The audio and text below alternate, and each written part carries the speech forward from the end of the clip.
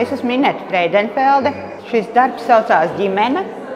Un es savā darbos cenšos parādīt to, cik svarīgi ir mazās dzīvās būtnes, putni, augi un viss tas, kas mums ir apkārt. Ar šo darbu es gribēju parādīt, ka arī tās ģimenes, kas ir mums apkārt šīs putnu, viņas ir tikpat vērtīgas un svarīgas, kā mūsu cilvēku dzīves ar mūsu ģimenēm. Un šajā labdarības projektā es piedalos tādēļ, ka man šķiet, ka tas, ko mākslinieks var no sevis dot, ir māksla, tas vizuālais stāsts, ko viņš var izstāstīt. Un katrā ziņā tas ir labākais, ko es varu, tāpēc es arī šeit piedalos.